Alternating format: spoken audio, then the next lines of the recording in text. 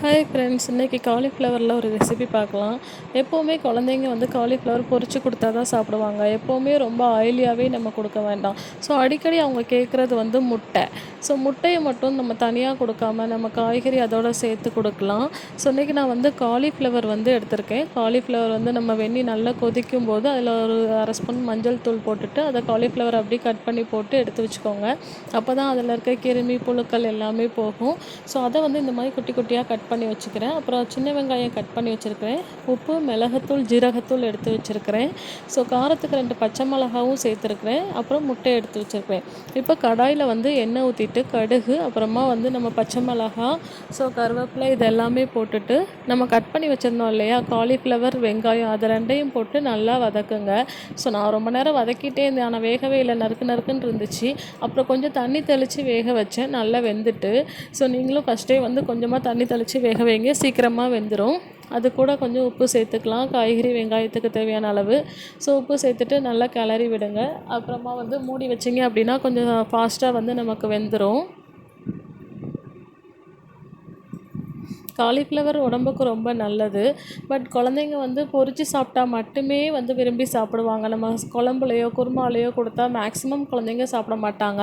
ஆனால் இந்த மாதிரி நீங்கள் முட்டையில் போட்டு கொடுங்க, போட்டிருக்கதே தெரியாத அளவுக்கு சாப்பிட்டுப்பாங்க.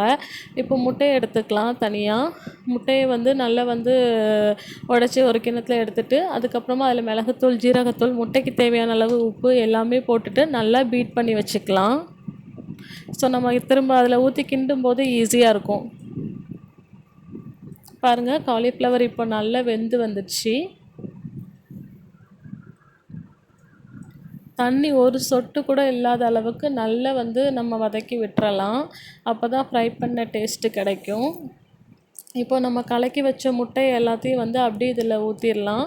ஊற்றிட்டு நல்லா வந்து அடிப்பிடிக்காத அளவுக்கு ஃபாஸ்ட்டாக கிளறி விடுங்க, மீடியம் ஃப்ளேமில் வச்சுட்டு.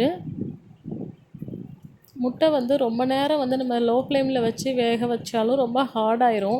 ஸோ மேக்ஸிமம் ஹை ஃப்ளேமில் வச்சு ஃபாஸ்ட்டாக கொஞ்சம் கிண்டினீங்க அப்படின்னா அடிப்பிடிக்காமல் முட்டை சாஃப்டாக வந்துடும். பாருங்கள், காலிஃப்ளவர் முட்டை பொரியல் ரெடி.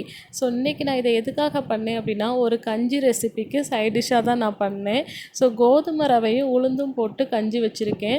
இந்த ரெசிபி ஆல்ரெடி நான் லிங்க் வந்து நான் ஆல்ரெடி அப்லோட் பண்ணியிருக்கேன், என்னோடய பேபிக்காக கொஞ்சமாக பண்ணி. ஸோ அந்த லிங்க் வந்து நான் உங்களுக்கு டெஸ்கிரிப்ஷனில் கொடுக்குறேன், நீங்கள் பாருங்கள். இந்த கஞ்சி ரொம்ப ஹெல்த்தியான ஒரு கஞ்சி. ஸோ துவையிலும் காலிஃப்ளவர் முட்டை பொரியலும் வச்சு நல்லா சாப்பிட்டாச்சு. கோதுமை ரவை குழந்தைங்களுக்கே ரொம்ப கொடுக்கலாம். நம்ம உளுந்து போட்டு செய்யும்போது இன்னும் நல்லா ஹெல்த்தியாக டேஸ்டியாக ஆயிடுச்சு. தேங்க்ஸ் ஃபார் வாட்சிங்.